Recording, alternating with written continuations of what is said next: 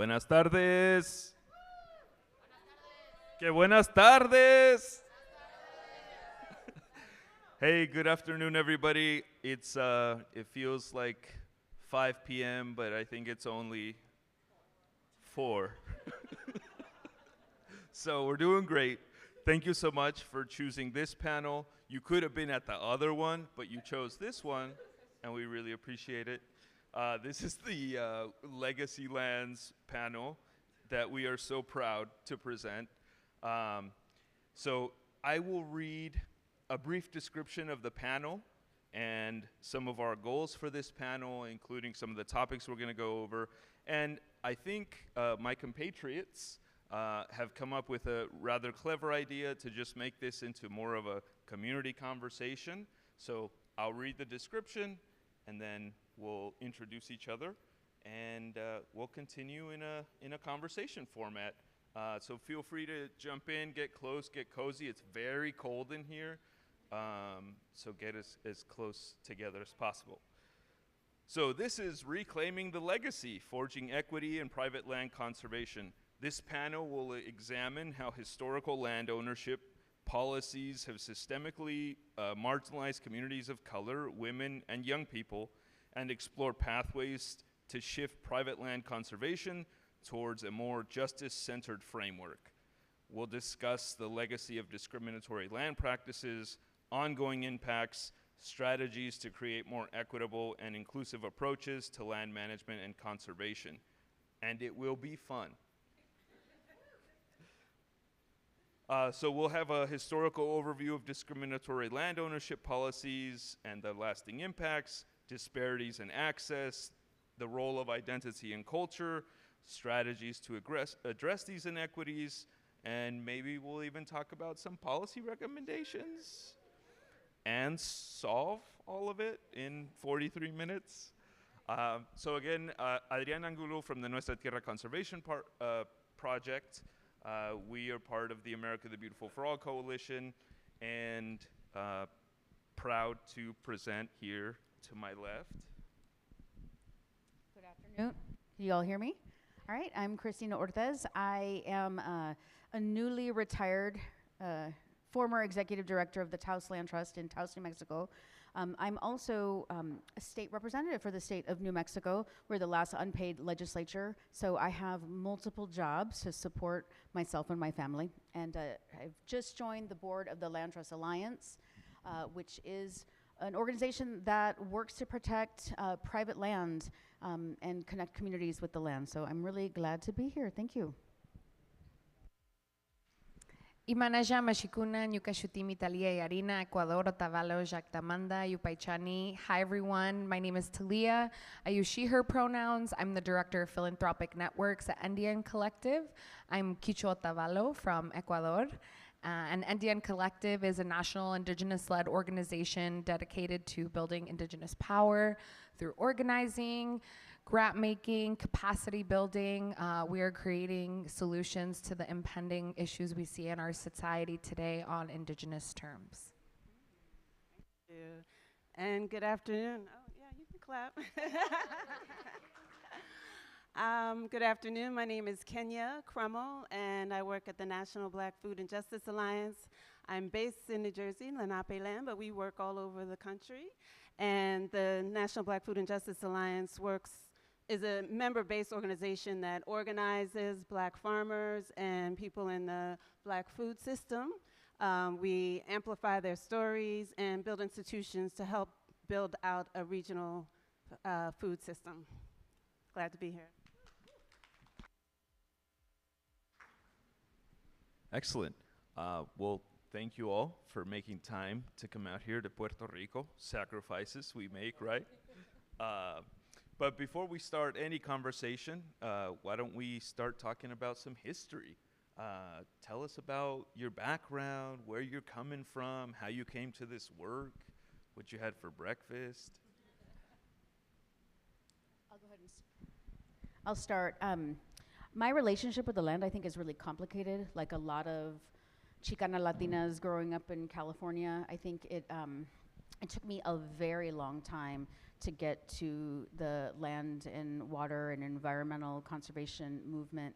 My family were farm workers, so it's not like, I mean, that relationship with the land is very complex. It's very fraught, traumatic even. You know, when I talk to my mom about like, why didn't we like grow up camping or go fishing? She's like, Mija, why would we do that when we have a house with plumbing, with, you know, a roof?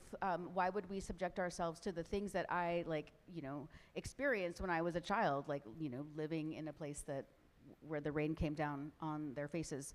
So, you know, I think it took a while for me to kind of recognize that that land is a part of me and that I could connect with the space, and that came through fun, through recreating, through somebody like put me on a raft and took me down a river, and that completely changed my whole perspective on what I could be to the land. And I think that was 20 years ago, and that really started my connection with conservation and being the only one in the room for a long time that looked like me and sounded like me.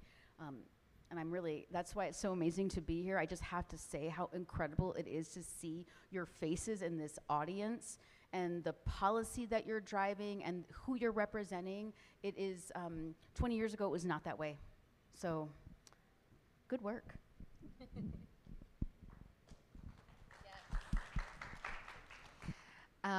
So as a child of the diaspora, meaning that I live primarily off territory, my territory is in Otavalo, Ecuador. I reside on occupied Mansé Lenape land in New York City. My connection and relationship to the land really means everything to me. NDN Collective is a national indigenous-led organization, and as a South American indigenous woman, I see my work rooted in the prophecy of the eagle and the condor, which brings our communities together through shared and collective solidarity.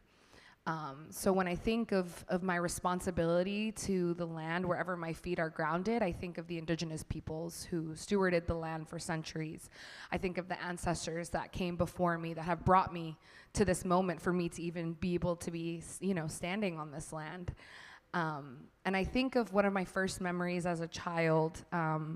I grew up between Boston and Otavalo, and in Boston every year on Thanksgiving Day, there's an event that's hosted in Plymouth Rock, Massachusetts, called the National Day of Mourning, which is an event that convenes indigenous peoples and allies to speak out about what Thanksgiving really means for indigenous peoples.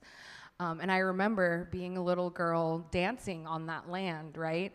Honestly, I think I thought I was in Ecuador, but I remember being a child and being at Free Leonard Peltier actions. And for folks who don't know who Leonard Peltier is the longest serving indigenous political prisoner in United States history, wrongfully convicted and has been unjustly incarcerated for 49 years. His 80th birthday was just passed on September 12th. And I think about my role as a person whose land is, you know, outside of the territories of which that fight primarily takes place. But I see it as a sacred responsibility, right? That we all have a collective responsibility to the lands in which we reside on. And that can show up in activism, in organizing, in capacity building, in moving funds to indigenous communities. But to acknowledge that sacredness, I think, is critical. And that connection that I've had to the land that I come from, but also all the lands that I have the privilege of being able to experience, like this one right here. You know, we saw our Taino brothers and sisters this morning, right? Like, we have a responsibility to listen and to learn and to be in community and engage with the different lands that we're on. And you speak about sacred, and I feel like this work for me is very spirit-led.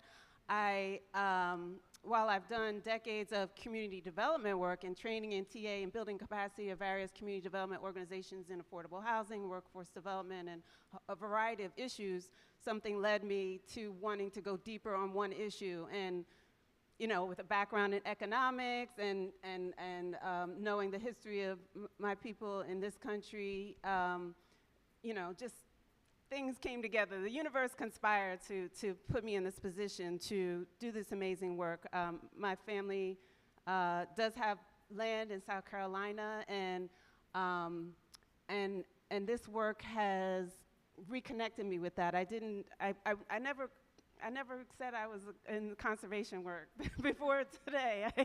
Honestly, I said, you know, I do land justice work, but I guess now I'm a conservationist, right? So, you know, and I specifically remove land from the speculative market and make sure that there's capital available for black farmers in the United States. And I'll get more into that, I guess, now, but that's just the gist of it. Yeah, no, thank you. And I think, you know, there's a Martin Luther King quote, love without power is dangerous or reckless, but power without love. But I think we need to change that up and talk about like conservation without justice.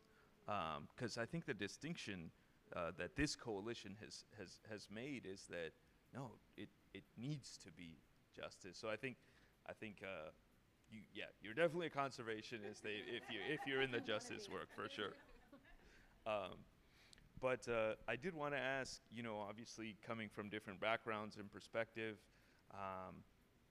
how we come to talk about public lands, private lands, tribal lands work, food justice work, how that all coalesces around management, and to be in the rooms where management is being talked about, particularly around money and policies. I feel like we've all been in different circles and rooms and calls before and know what those rooms feel like. How do you inject love and justice into those rooms? Where sometimes it doesn't just happen. I'll start. I've been thinking a lot about how do you reconcile stolen land, right? I mean, I think that is the work that I feel like I have taken on. And when you talk about private land conservation, every parcel and every acre of that land that is private land was stolen, right? So, you know, like, I think it's kind of simple in some ways, you know, to reconcile that, you know, that stolen land. You have to act very quickly and thoroughly, and we have to do it right now. And it started a little by little, with land back, with the land back movement. But for me, I just think, like, you know, I ran a land trust for 10 years, and the whole purpose of land trusts are to protect private land, most of which is owned by, you know, by Anglos, right, stolen over the last several hundred years. And that was very uncomfortable for me to be working in that movement. And so I just sort of like made it my own.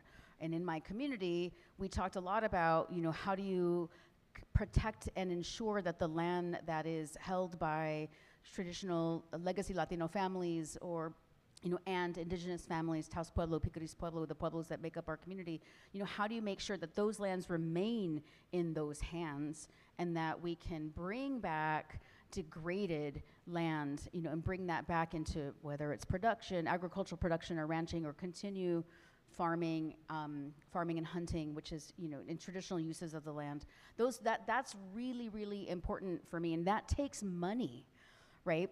And so, like, I think about what justice is, and that is quickly putting money into communities so that they can buy their land back if they need to, and restore that land and do it as quickly as possible. So for me, it's, you know, the transfer of financial resources and wealth to the people who need their land back. Yes. Plus to all of those points, you know, and I want to jump off of that, right? I can't emphasize enough, like, the land is crying for us. Like, she is crying.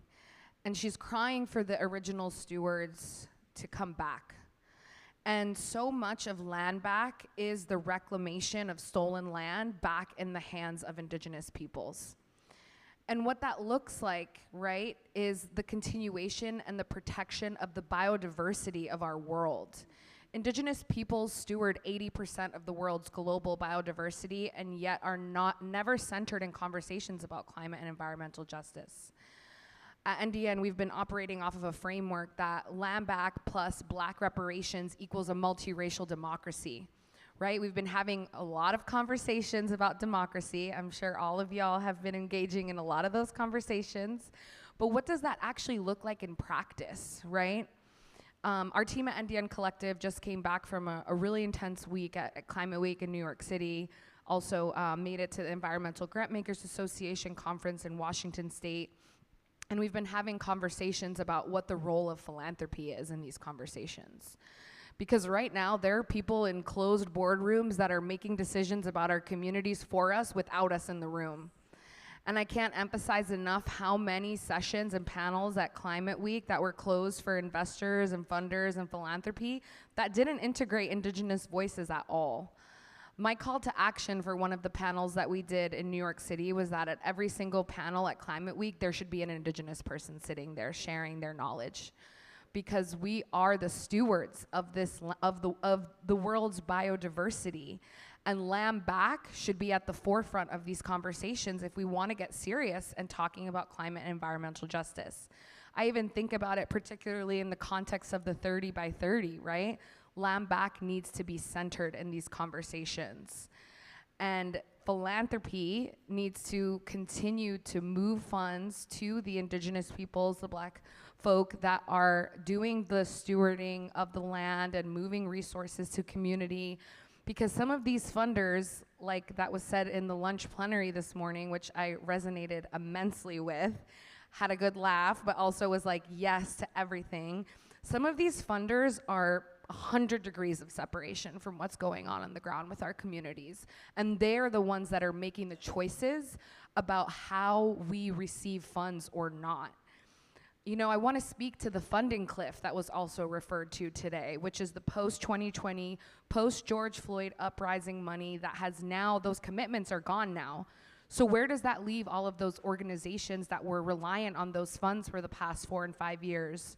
It leaves them fundraising at a higher level without the capacity, right? But it also questions us to really think about the role of philanthropy. Like, are these folks in it for the long haul with us? And if they're not, what can we do to ensure that we're pushing these conversations forward in philanthropic spaces when it might feel scary or intimidating because we're in the room with funders and we're worried about what they're going to think? But these practices, right, I refer to it as like philanthropic trends, right? The trend right now is philanthropy, the trend right now is democracy.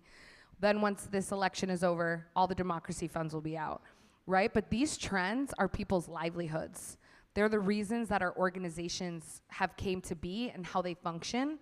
And so what I'm encouraging folks to talk about and dig deeper in is talking to philanthropy about moving more long-term, sustainable general operating support to movement infrastructure and grassroots BIPOC-led organizations. And moving away from restricted grants, for example, I'm gonna give this environmental group $50,000 to go to COP, and that money can only be used to go to COP. We need to be encouraging funders to invest in the infrastructure of our organizations and not supporting us to go to different events because we understand the restrictions and limitations that come with that funding. And I think all of that plays back into this conversation about land back, right? Because the money needs to be moved to our communities for us to be able to do this work. And it needs to be done, like you said, it needs to be done faster and it needs to be done now. So yeah, I'll check there.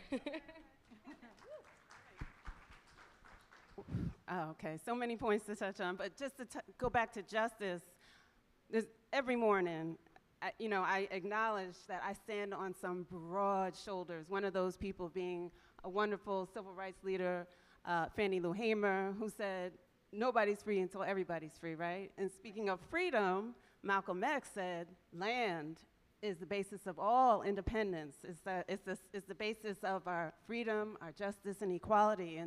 And so I am motivated by great leaders like that who knew the value of land and knew that we had to organize ourselves to repair the damage that was done in this country. So just quickly, I'll explain that for those who don't know, and it's complicated because after the Civil War and during the Reconstruction period, black people who had worked for hundreds of years and came out of the Civil War with nothing, worked through 1920, accumulated, purchased between 16 and 19 million acres of land. And that's the height of land that we own, because we know that's another complication, privatization, right?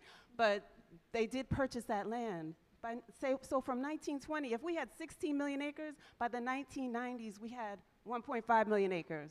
Not because we didn't want the land and we didn't know how to farm it or whatever. So there's just you know, this tremendous loss of security, and the trauma that went along with that. So, you know, my grandparents left South Carolina. They were not run off the land, but there was this great migration. A lot of black people moved from the South up north, and sometimes just had to leave in the dark of night because you know, their lives were at risk. So that's land that was just lost. So that is our North Star, that approximately 15 million acres that we quote unquote lost, right? Because you lose your phone and your wallet, not land, right? The land that was stolen. And that is our North Star, to build up these regional and organize people into regional systems so that we can eradicate food apartheid, so that we can have land and have food sovereignty and feed our people, right? And some people may say food deserts. We say food apartheid because a desert is a natural phenomenon. And there's no reason why anybody in the richest country in the world should be hungry, right? So food apartheid, you know, the fact that there are these pockets of people who are hungry is intentional and evil. There's nothing natural about it, and it has to be done away with. That was my response on the board, where it says, what will it look like when everything is right? There'll be no more food apartheid. And I lost, and so I just wanted to, just how we are addressing this. We talked about, you know, policy, and I 100% believe we're all deserving of reparations, and I know that we have to work and organize amongst ourselves to get the money to buy the land ourselves. We cannot sit around and wait for the government who we cannot rely on to provide that land for us. So, and that is what we're doing. We have at the Alliance a non-extractive loan fund. You know, we work closely with our members to provide, you know, no more than 3% interest, just the exact opposite of what would happen if you went into a traditional bank. Like, this is the money for you. We're going to work with you to make sure that you have the TA and support to have a productive farm space and rematriate to the land and all that good stuff. And I think it's a combination of things. We can't wait, and we have to organize amongst ourselves to get it done and break down. You know, there's a lot of misconceptions. Like, we're so strong together. Like, you know, my black people bought stolen land. I don't know if they were fully aware of that, you know, and that's 16 to 19 million acres, but that land was stolen in the first place. So it's just, how do you reconcile that when, you know, if you think about it, my people who maybe been in this country 5 to 6 generations, right? But we're landless, really. We were stolen from Africa, but the land here is not ours either. We bought stolen land, so we're just in this limbo. So it's very complicated, and so we just had to continue these conversations and work together with each other and build up trust with one another.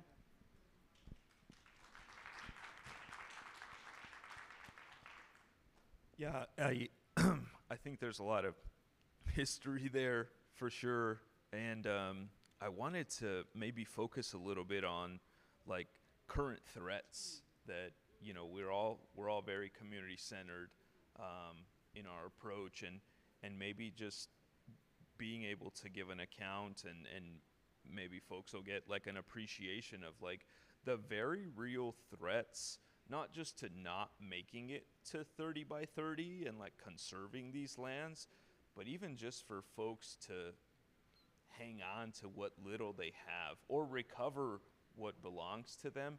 And I'm wondering if we could start with you, Kenya, and just because I was so shocked to learn about like heirs property status. Do you think you could speak a little bit about that particular Yeah, that's beautiful definitely piece of policy? definitely a threat. Just, you know, generations. If my grandmother didn't have a will, you know, and she passed away, and her 5 children, just, you know, okay, they're going to manage it, and, you know, we're paying taxes or whatever. But, you know, a big family, one person could easily be swayed by a developer, by the lure of money, you know, and that's all it takes. If there's no will and a clear title to the land, it's very open and susceptible to being purchased and taken away. If just one person, because you need the whole family to agree that this is what we're going to do with this land. So heirs property is absolutely a clear and present danger that we have to continually, and that's one of our, in addition to the, you know, being proactive and taking land off the speculative market, just making sure that we're defending land that we have already, and just that people are able to pay back taxes, clear title. And I know land loss prevention group program is here, Mary from Land Loss Prevention. There's so many people around the country working on that issue. That's definitely a critical issue.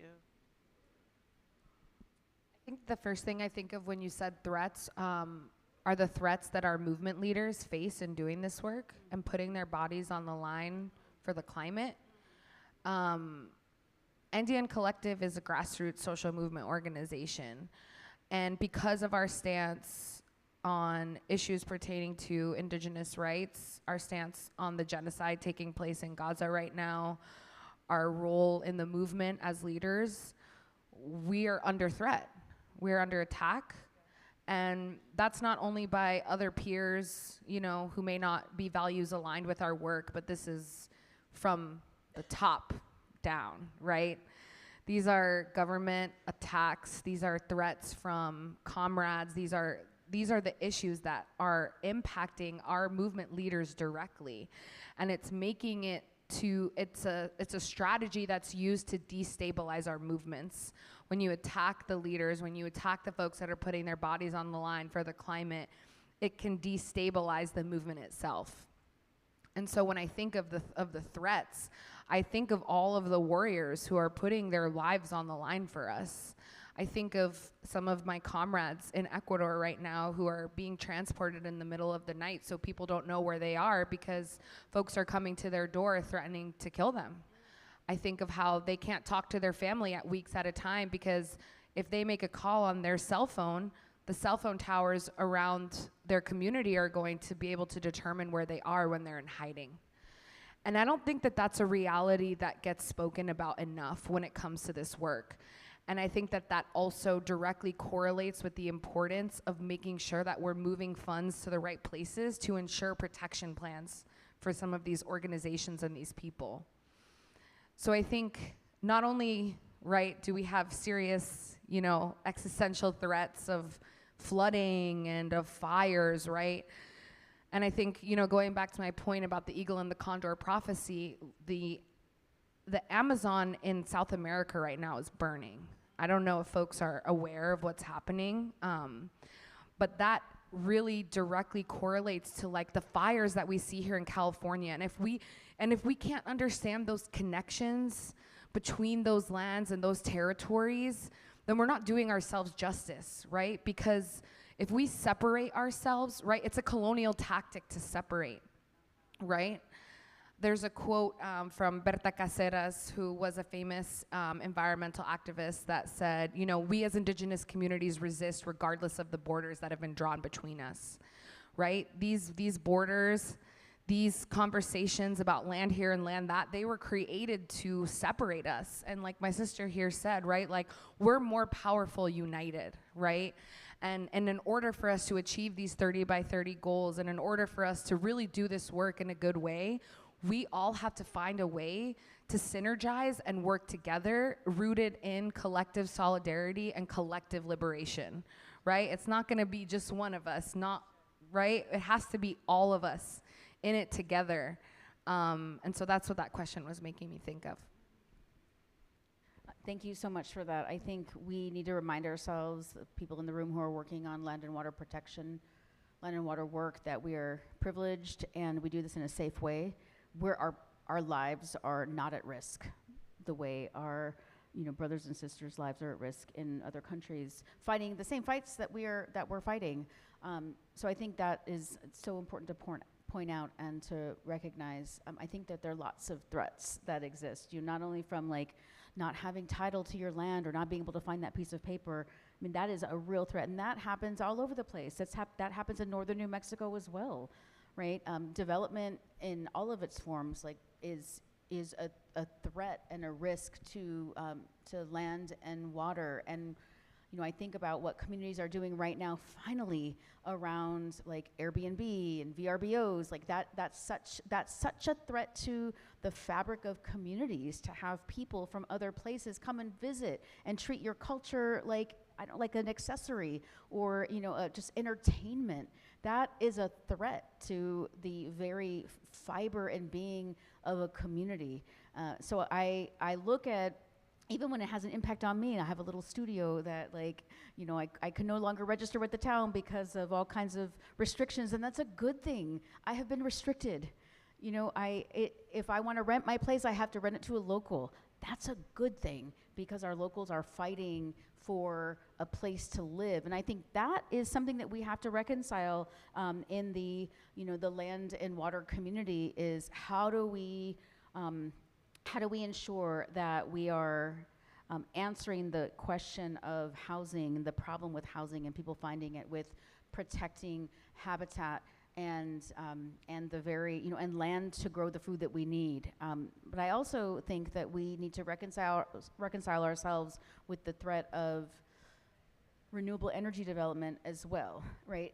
And I hate to even say that out loud, because it's something that I feel very passionate about, and I fight the oil and gas industry all the time in my state, and I will continue to do that. But we have to be really honest with ourselves about renewable energy development, and ensuring that we are engaging in smart from the start policies, that we are engaging our local indigenous communities and our communities of color, so that we're citing renewable energy appropriately, right? And not like on the habitat of the lesser prairie chicken, which is a really important fowl. It's super cute too. So these are the threats I think about a lot. And Cristina, as a state legislator working with land grant communities, I mean, what are some of the things that these communities are asking for, or like identifying as like barriers to engage in some of those decision-making apparatuses on a micro scale? And then maybe we can zoom out on like a macro scale across the South, or even in South America. Like, what are some of those barriers that are keeping communities at home? Well, I think do you guys know what a land grant community is? Raise your hand if you even know what that is. Maybe Rachel does, because she lives in New Mexico.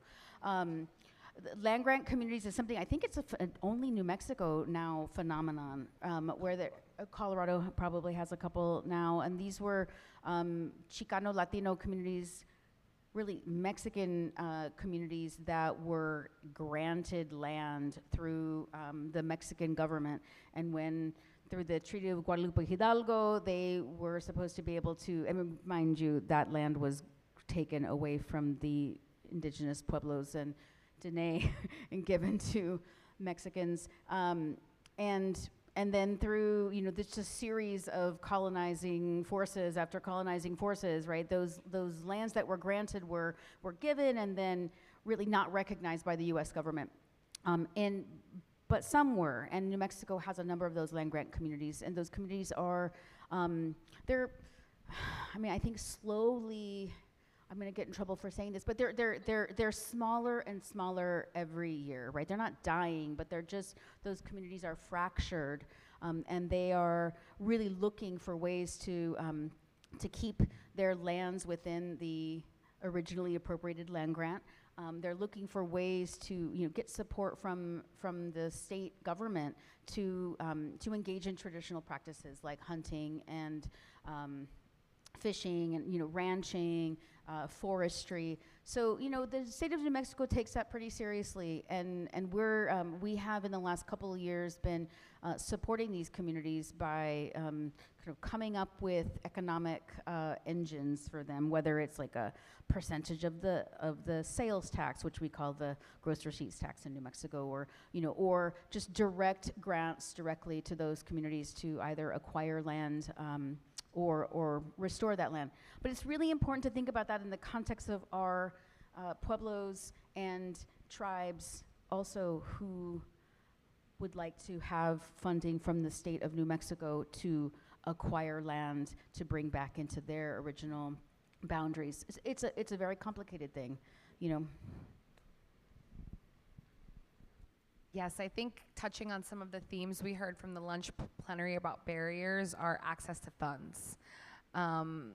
Indian Collective, since our inception 6 years ago, by the end of this year, will have rematriated $100 million of wealth back to Native communities across Turtle Island.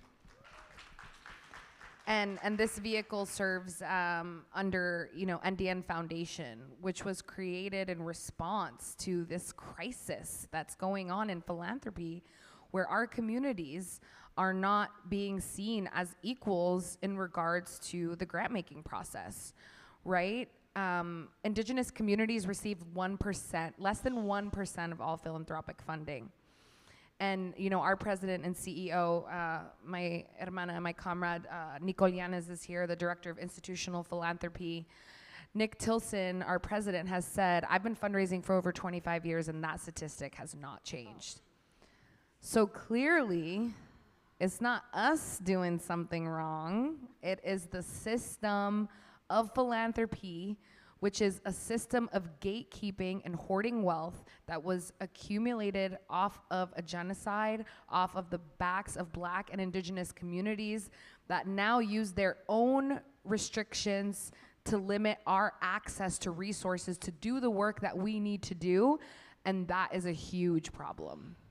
It's a problem, it's a barrier, and for the first time at one of these conferences, I heard someone call out the money that is just being sat in endowments, trillions of dollars, that when there is a global pandemic, suddenly we can get that, we can move that money now, but why can't you move it now? You moved it in 2020, you could take money out from the endowments during that period of time, but why can't that be done now? Right? And these barriers only reinforce and recreate the structures of inequity that we are working to dismantle every single day in the work that we do. And so much of the funds that Indian Collective moves, it goes right back to community because we recognize the barriers that our people face in regards to wealth, in regards to the money, in regards to the triggers that come with money, the historical trauma of money.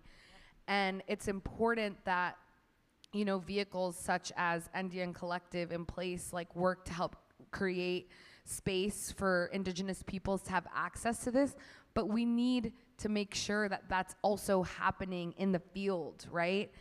We can't be the only ones responsible for that work. Philanthropy needs to be held accountable for their extreme lack thereof. And we can only do that when we bring our voices together to really speak that truth to power, because, and this is something I've said and I'll continue to say, something that we're doing right now isn't working. And I recently attended an event at the Ford Foundation, and one of the panelists quoted Albert Einstein. I think the quote was something like, "The definition of insanity is doing the same thing over and over again and expecting a different outcome." We gotta do something different, y'all, and we need each other to do that, because these statistics need to change. Even hearing about some of the other ones about the money that gets moved to Latinx communities and the money that gets moved to Black communities in philanthropy, this is the bare minimum, right? I talk about my work as reclaiming stolen assets.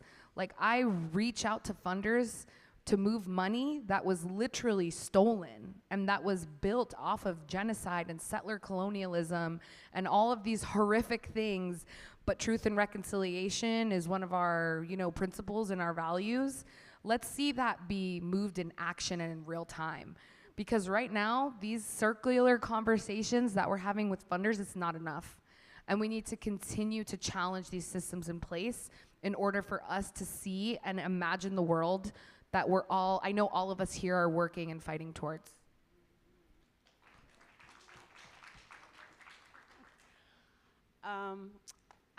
I was thinking about, again, back to post-Civil War when the 40 acres and a mule, right? And that was rescinded, right? Andrew Johnson took that away. So I think about land grants, like, there's just such there's no trust. So I just feel like, just given the history of this country, we can't look to or depend on anything like land grants. Now, we do, at the Alliance, we work with historically black colleges and universities who, have been given some land, and just to build out the education and preserve the culture and, have, preserve seeds and that kind of thing, just to pass on, make sure that the culture and the knowledge is passed on to the next generation. And again, I come back to just us working together and changing mindsets around individualism. Like, people are caught up in capitalism, and just if we have to shift to a collective mindset in order to achieve these goals that we're talking about, and not, oh, okay, I'm gonna get these 10 acres for my family, but just like, what if we all put our money together and got 100 acres and we stewarded it together? Like, just come up with, like, forget about whatever rules exist already. Like, let's come up with our own community agreements and make sure that we keep this land in this community and this family and keep it safe. So, I can't say that I look to land grants as a solution. Yeah. I want to talk about where we are right now with federal money and just the billions and billions of dollars that are going out into community under the IRA, and how our communities of color have such a hard time getting that money or any of the federal money because of the ridiculous racist policies attached to that. Match, right? Like, and maybe it's a little bit less for rural areas, but shovel-ready projects. Like, I'm so sick of that term. It's bullshit, right? Like, it takes time to create a shovel-ready project, and that is what our community needs, the time and the resources to bring partners together, to identify the projects, we need project managers. All that stuff makes it really hard. All those requirements make it so hard for us to bring back money to our communities that are paying for that money, right? It's their taxpayer dollars. They need to be going back to communities, and so we need to really think about how we are sort of reducing the number of restrictions for especially, I think, rural communities of color to bring that money back to their communities to work on projects. We need to pay for planning. We need to pay for capacity building. We need to send people to become project managers, to become appraisers and surveyors, and all those professions that really don't look like the communities that that we're serving and we're working with. So I want to put it out there that you have to invest in trust, right? And that's like just cash money, right? You got to pay people to work together to solve these problems. I mean, I'm just not to put a fine point on it, but we need money in community from the feds, from the state, from philanthropy, in community, supporting the people who are working together to save their communities. So we want to leave some time for questions. So with our last 5 seconds here, we just cover the solutions in the Farm Bill, maybe? No, I'm just kidding. I think we have just enough time for some questions from the audience. If I could get someone maybe from the coalition to run the microphone. We started late too. Oh, there we go. We know it's us and then happy hour, so we appreciate y'all sticking around. Hi, everyone. Thank you so much for this amazing talk. It was so insightful to learn and listen from you all. My name's Kai. I have some experience in philanthropy, but I think this is really pertinent to both public and nonprofit sectors. Oh. Hello? Hello? Okay. Sorry about that.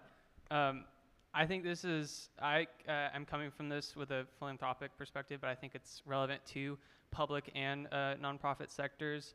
in the US, there's very little political and institutional barriers to combating gentrification. And on the topic of land justice, I think that's really a current and active threat to land equity and ensuring that people who from marginalized communities are able to exist and have their lands. And you know, I'd find myself in a lot of conversations at a moral crossroads of, is it even right to invest in this environmental project or a park when the community that we're aiming to even benefit will be displaced in years' time from gentrification?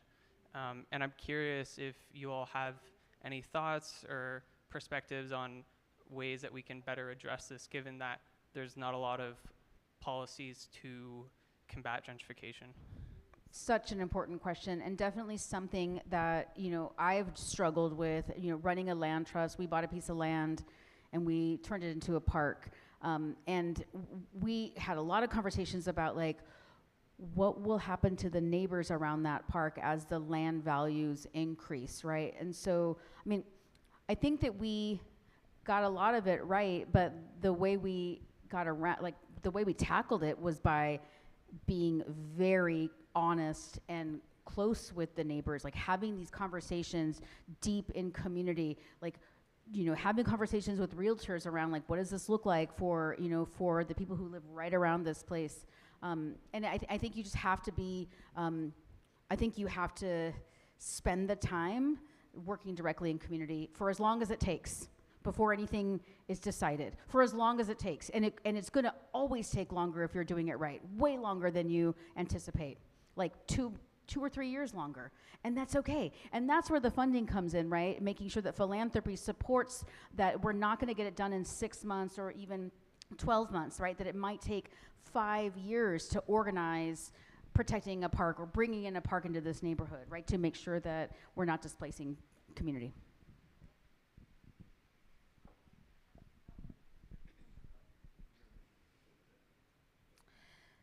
Yeah, I was Nicole Yanes with Indian Collective. It's really good to be here with all of you. It's an awesome space. I'm glad we're part of it.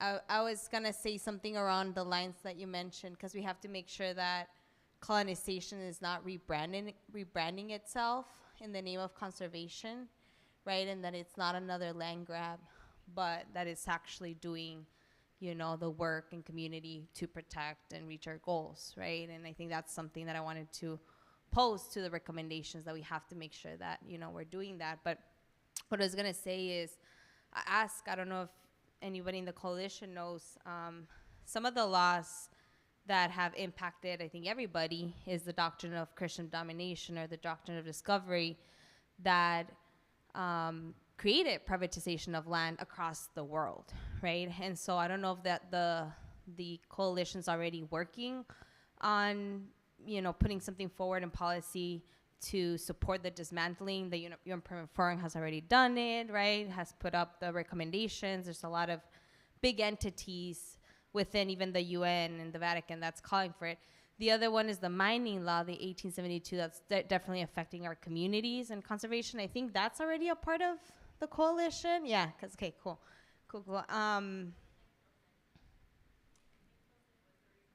Oh, sweet, awesome, yay. So, that's one that we've been working on, and also across our fights back home in Arizona, we're also working on that, so that's great.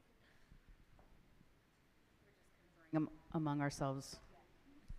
And then, Anke, did you have Yeah, well, I love a microphone, so as I walk over to the person who had her hand up before I just want to thank you all, because when the America the Beautiful for All Coalition came together, we did not have a private lands working group.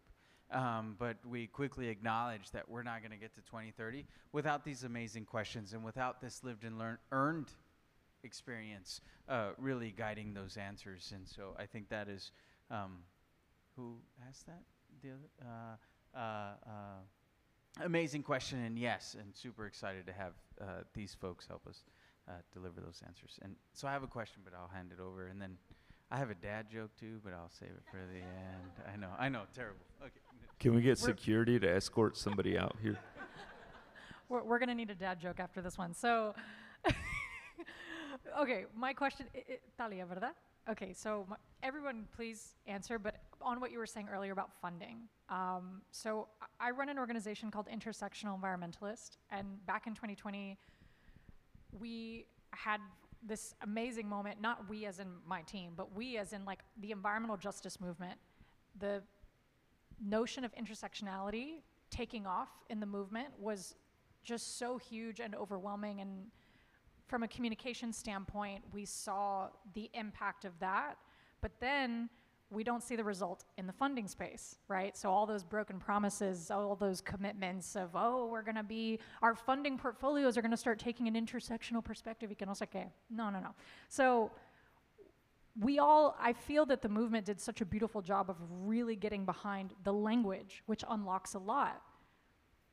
But what would happen if coalitions like this, I wanna know what would probably go really well and what would be probably not go so well based on your experiences if coalitions like this were to rally behind like some sort of annual, I don't want to say the word report, but some sort of annual accountability moment of those unreleased funds and of funds that are not going to BIPOC-led grassroots organizations, just to contextualize, to help the public contextualize money, no matter who you are, whether you're a Sierra Club, whether you're a nature conservancy, like what would it mean to put those numbers out there? Okay, this question's got my brain going in a million directions in the best way. Because the first thing I think of is the way that philanthropy operates, like under this like kind of gatekeeping notion. And I think one of their biggest fears would be if all of us started talking to each other about this, right? If we were to convene, right, like we're saying, and you're saying, you know, this foundation didn't give me this grant, and this foundation didn't give me that grant. Oh, excuse me, I have something in my eye. I think that would make a lot of these places very nervous, because a lot of this work operates behind closed doors. And even getting to the point, where you're getting money from, let's say, like a Ford Foundation, like you're already operating in a space where your work is visible enough to them that they're saying, okay, let's align our priorities with you in that case. But I've talked to so many on the ground folks, their dreams are to get money from Ford. They have no idea how to access or to get to that place where they're getting money from the MacArthur's, from the Ford Foundations. And I love this idea of kind of like a convening or of some sort where we talk to each other, right? We have to be honest with each other about where we're at in our funding streams and where our organizations are at. But I also think it's critical to acknowledge that, like, when we don't talk to each other, or when we kind of gatekeep relationships or we hoard relationships, we're actually playing into their own cycles of harm that they're creating themselves. And, you know, this is a little bit of background context for me. But I've been in philanthropy now. This is my 9th year. I came from a corporate philanthropy background, and then I was a donor advisor. And then I got to NDN. And I was like, holy shit, right? Because NDN doesn't change anything about who we are, our mission in any situation ever. That could be whether we're sitting across from the Department of the Interior folks, the folks at Ford, or the folks on the ground. And I was conditioned under those philanthropic spaces to change my language to appease the funder, to change my rhetoric to appease the funder. And then I got to NDN and they were like, oh, nah, like we're not doing it that way. If they don't see what they want from what we're doing, if they aren't aligned with our mission and our goals and our values, they're not for us. And I think that also touches on your question, right? Like, never change what your organization does or who you are to appease funders. Because the right folks that are actually aligned with you and your mission, they will come to you. And it will take time. And there's gonna be those days, I even have those days now where I'm like, oh, what's gonna happen next, right? But never give up on your organization's mission and values, right? NDN operates under the mission of defend, develop, and decolonize. Do you know how many doors that automatically shuts for us when it comes to funders without even getting us the chance to sit down and explain who we are? We have made public statements about the genocide in Gaza. We have not sacrificed any of our principles to appease or make anyone else feel comfortable, because this work isn't comfortable. we have to be okay with being uncomfortable. We have to be okay with challenging the systems in place, or we're never gonna see the change that we want. And so, yeah, let's all convene and do like a funder map and see where people are at, because we need to be in this together. Also make a lot of money and create our own foundations. So invest in crypto or whatever the next crypto is that doesn't use a lot of resources, and create our own foundations and get that wealth out there. Not at 5%, but at, I don't know, all of it, all the time. Get that money out the door.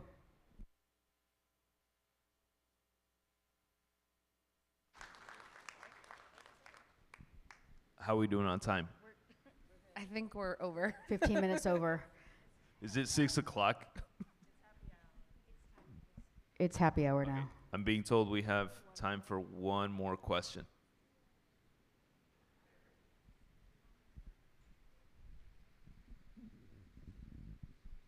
I have a microphone, though. No, I know. I'm sorry. All right. Okay. All right. Yeah, I guess I'm cut off. Yeah. I really want to hear the dad joke too, so we can start. Well, Oh, yeah, okay. I'll That'll be cut the us off finisher. before. Okay. Hi, everyone. My name is Yesenia. I'm coming from North Bay, California. I am on the Environmental Justice Committee for our local NAACP branch. And I used to work in philanthropy. And there was this one instance where there was talk about where money would go in terms of land stewardship and conservation. And one of my coworkers at the time and other people in the organization were talking about, giving money to indigenous communities because they have that knowledge. And one of the board members at the time said, well, we're next to Sonoma County, where I live, is next to Napa County, which is really famous for its wines, and there's so much going on there. And the board member was like, oh, well, my bud, basically, that's what he's doing. We should just give the money to him. And so I feel like, and in the role I'm in now, I went to a local kind of public housing meeting with a political official, and there was a lot of talk about, we can't really do public affordable housing to a certain extent because there's a lot of voices of people who have lived there for a long time, are very wealthy, and want to keep the town historic. They want to keep a certain aesthetic. And so I guess my question would be, in that kind of space, especially being a young Latina woman, I feel like I was literally in that meeting. I was the only Latina, young person in the room. I'm like, oh shit. But I mean, other people liked rock climbing in that room. I'm like, I like rock climbing too. But it's how do you navigate that? How, in political, philanthropic spaces, how do you go about, amplifying the voice of maybe people who aren't in the room in a way that gets through? I think first you just need to amplify your voice and bring your friends along and amplify their voices as well. And I think most importantly, vote the right people into power, the people who make these decisions, who have, who will fight the NIMBYism and actually say, yes, in my backyard, we're going to build housing for the people, right? And that's that. I think the only way you can do that is to vote at every level of government and to stack the deck on planning and zoning, and all of these other committees that make decisions. We need our people there making the decisions so that they represent the people. The way we go about amplifying voices is really it is storytelling, in all formats, online, just all social media, just annual reports or whatever you want to call it, and making sure, and just at every opportunity telling the story of the people that you're looking to serve, and even giving them the opportunity to speak themselves, because you don't want to give the appearance of, you're using their story to, advance your organization or whatever. So just really empowering the people that you're looking to serve, and just giving as many opportunities as possible to let their voice shine. Yeah, quickly, I think also this is where the critical importance of narrative comes in. and be in control of your own narrative and being in control of your community's narrative. And I think social media is an extremely, extremely helpful tool in moving that forward. Shameless plug, follow NDN Collective on Instagram, but also like intersectional environmentalists, like these platforms, y'all, they're sharing stories. They are contributing to like the ecosystem and the way that these conversations move forward. And I went to, where was I? I was at Netroots Nation, and one of the panelists said, culture eats strategy for breakfast. And I love that because culture, social media, there is so much power in holding that power, like situating yourself in that narrative to help move and drive policy. Like think about all the get out the vote stuff we're seeing, right? Like that's gonna ultimately like be the deciding factor in a lot of these swing states is like the reach that we make and the controls that of the stories that we tell from our communities and our people.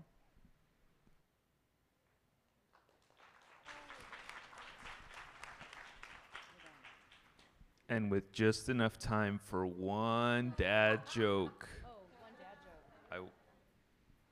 joke. Is everybody ready? Okay.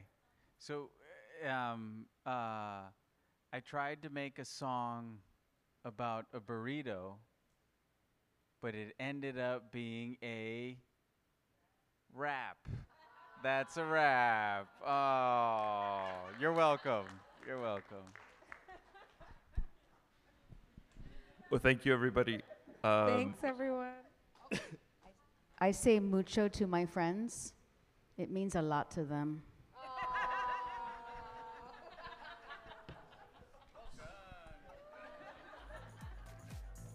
That was hilarious. Thanks for coming out.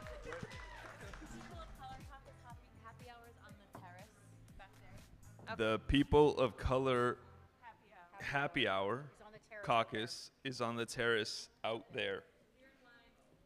Beer and wine. Dinner's at 7. Thank you.